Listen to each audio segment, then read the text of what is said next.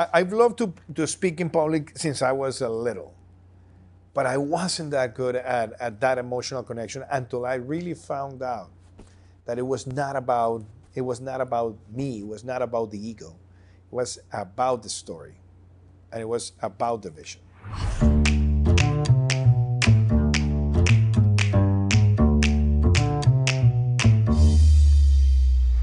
Hey everyone, it's Arick Wierson. Welcome to another episode of Leverage Storytelling presented by Thunheim. And today I am at a very special location. It's a new location. You probably don't recognize it. I'm in Georgetown, Guyana, and I'm here with my good friend, the former president of Colombia, Presidente Iván Duque. Thank you so much, Arick. Thanks for being on. Listen, this show is all about storytelling, and I have to say, when you reach the pinnacle of politics in whatever country you happen to be operating in, whether it's Colombia, the United States, Brazil, anywhere in Africa, you obviously have achieved sort of a mastery level of storytelling, and that's what we want to talk to you a little bit about today. First off, can you talk a little about your own sort of political ascension and career and how you got to become president of Colombia? Well, I wanted to be president since I was a little kid. Like, I loved politics, and since I have any sentiment of rationality in my person, I always thought politics was going to be the life that I wanted. And definitely my career shift. I moved to other issues. I worked in finance. I worked in development banking.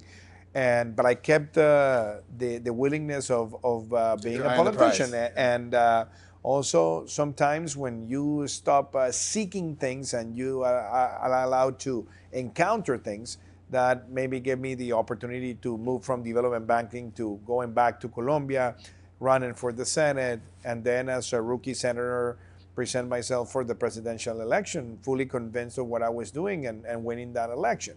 So there are a lot of things in between, but I would say I always wanted politics as my career, and I wanted to be president of Colombia. That was my life objective. So that for me was something very important. And then you also find moments in life where you just feel that this is the right time of doing things. And I remember when I was early in my career, I wanted success every day. I wanted to be very competitive. And then some priorities changed in my life. And it was when my kids, my oldest daughter was born. And I remember that I slowed down many of the ambitions that I had, but I had the focus of what I wanted in the future.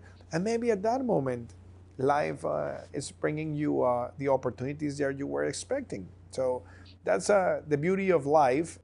So this podcast is all about master storytellers. And one thing that I'm fascinated by is storytelling in politics. Because at the end of the day, when you're a politician, when you're trying to convince people to come along with your way of thinking, to buy into your vision, you have to tell them a story. You have to engage them. You have to give them a reason to want to continue to hear more. And obviously, we need to motivate them politically. And ultimately, when you have that mandate, then you can exercise that when you're in office.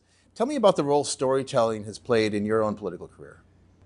I love storytelling, but I wasn't that good at storytelling in a great part of my life, because I was more successful at presenting, which is maybe more rational. That you can find an idea, describe the idea, and develop the idea. More PowerPoint, less stand-up. Yeah, but not PowerPoint. It was the concept of presenting, in which you are very mentally organized and you're able to tell what you want to tell, but maybe you don't have that emotional connection. So I think that's when I found the value of authenticity in the way you want to deliver a message. When you make too much rehearsal, you lose authenticity, which doesn't mean to improvise, but you need to allow the authentic way of conveying a message to come from your heart and from your mind. And that's the moment, and it took me a lot of years to find that, but I would say in the last 20 years of my life, those have been a mantra. So when I am able to exchange ideas, I always love to keep that authenticity and be able to find the core message and build upon that core message. So today, if you ask me to give a speech or give a presentation, there are three elements that I will have very clear: how I start, what's the core message I want to deliver, and how I end the story. That is the most important thing in how you configure that. And I think those that maybe that mantra for me is what makes a difference between a good politician and a bad politician. There are people that are extremely rational, they over rehearsal, they are always trying to be in a competition of intelligence, but they lose spontaneity. When you have the clarity that you're not competing, but that you're trying to make the best to genuinely speak from your hearts and minds, but you organize this in a story that has a very good opening, a way to deliver the message, and a closing that connects the dots, I think that's at the moment where, at least in politics, you have mastered the art of storytelling. What do you think CEOs, whether it's someone who has a startup that's in their garage and they're trying to get VC financing, or it's the CEO of a major sort of Fortune 1000 company in the United States or anywhere else in the world, what do you think they can learn from how politicians express their ideas? It depends. It depends because I don't like to refer as politicians. I like leaders. Politicians is another thing. Leaders are a different beast. Explain that for a second. What's the difference? Professional politicians are guys who know their business. They know what they're doing. They're always in automatic mode. So they can tell you a good story. They can be rational enough. They know how to say hello. They know how to say goodbye. They know how to hug and kiss and all the things that are part of the playbook. But that, for me, is something that I really don't admire. I admire the concept of leadership, which means be able to connect hearts and minds. And that's the difference. And I'm not saying that, maybe professional politicians are not good. Maybe they're good. And they're good at the things they do. And we need professional politicians in the way we craft policy. But for me, what makes a difference is the leader. The person who enters the room, who has the possibility to speak up and make you feel that you want to follow that line of thinking, or that person is going to be able or capable of achieving other things. So, for example, when you listen to JFK's speeches, you were inspired by this guy who got to become the voice of a new generation of leadership in 1960. Even today, when I listen to those speeches, I am always thrilled to go deeper and understand how he really wanted to give the message to the American people that yes, it was possible to put a man on the moon, that yes, it was possible to create a Peace Corps around the world, that yes, it was important to have a new alliance for progress in Latin America. So it's a matter of vision and sharing that vision with passion and connecting the sentiments of those who are listening to you. I make that difference between the leader as a storyteller, because you cannot be a good leader without being a good storyteller.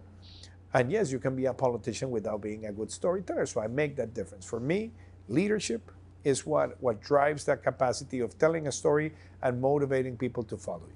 Now, you mentioned something really interesting, which was that you started your career off not as a great storyteller, maybe not a great sort of connector of hearts and minds, but you were able to sort of hone that skill with time. I've loved to speak in public since I was a little, but I wasn't that good at that emotional connection until I really found out that it was not about me, it was not about the ego.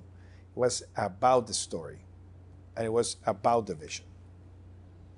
And I worked for many years, as you know, for the former mayor of New York City, Mike Bloomberg, who was extremely intelligent, successful businessman, technocrat, had lots of great ideas, but struggled early on in his mayoralty. He'd never been in politics before to sort of do the emotional piece of it. And with time, he got better.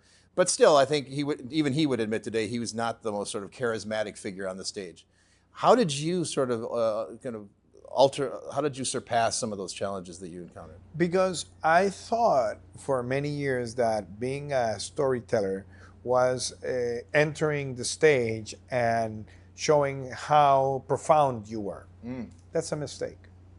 We lose a lot of time trying to look more intelligent, more precise, more knowledgeable, and you cite authors from here and there and concepts from here and there. That was maybe the way I gave many of my speeches when I was starting my career.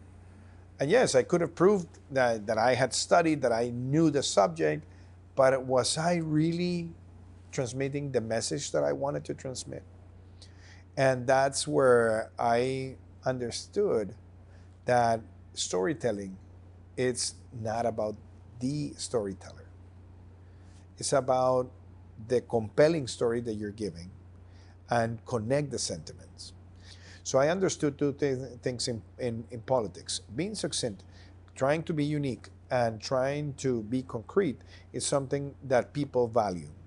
But also, when you provide to that succinctness and that uniqueness and that concreteness, the emotional elements where people identify with the message, that's when you enter a new level of storytelling. And the only way to become a good storyteller is by telling stories the whole day long until Right. you reach It's a muscle. your It's a top. muscle, right? It's a muscle. And it's a muscle, and it requires, for me, preparation, preparation, preparation. It requires humbleness, because when you want to be more important than the message, then you lose it. You have to be humble in respecting the message and also trying to have always precision in what you're going to say, so that whatever you're going to give as a message doesn't have any flaws in terms of veracity, in terms of rigor, and those are things that you learn every day. Sometimes you make a mistake. Sometimes you can screw it up, but then you have to realize that the most important thing is you have to practice, practice, practice, and as long as you're prepared for doing things without losing authenticity, without having all this permanent rehearsal, that's where you become a professional in doing it. Mr. President, you've been a passionate advocate for awareness around climate change, for the defense of biodiversity. Tell me about how storytelling could better impact how those messages are conveyed on a global basis. If I were going to tell you why do I believe biodiversity is important, and I just tell you, out of the loss of biodiversity, we have lost, or we have triggered this amount of emissions, and I just mentioned the weight of those tons of greenhouse gases. All that is information. But if I look into your eyes and I tell you, you know what? Due to deforestation, we have lost the equivalent of the size of Texas and California together in the last 4 decades, just in the Amazon, or the equivalent of the size of Germany and France. Your proportions, your mental drawing of the proportions that I'm giving is way much different. If I tell you that the Amazon has more than 7 million square kilometers of size, yes, that would be a great number, but you don't know the proportions. But if I tell you that the Amazon is almost as big as the United States without Alaska, that's another way of defining the challenge. And if I tell you that because of climate change, the global emissions are going to double or triple in the next years, maybe yes, you may understand. But if I tell you that because of the size of the emissions we face, we're having more than 60 million people being displaced from their locations, and that we're going to have massive levels of migration, and that we're going to see the largest amount of hurricanes, category 5s, and droughts around the world, it's a different way of telling the message. So those are elements that I believe people need to understand. When people acknowledge that because of biodiversity loss, we have lost 70% of the wildlife in 5 decades, which is more than 1 million species. It's insane. So I think you need to have more than data. You need to have the figures where people get to understand. And I think today, people have to be aware that the protection of nature is not just a decision. It's our moral duty.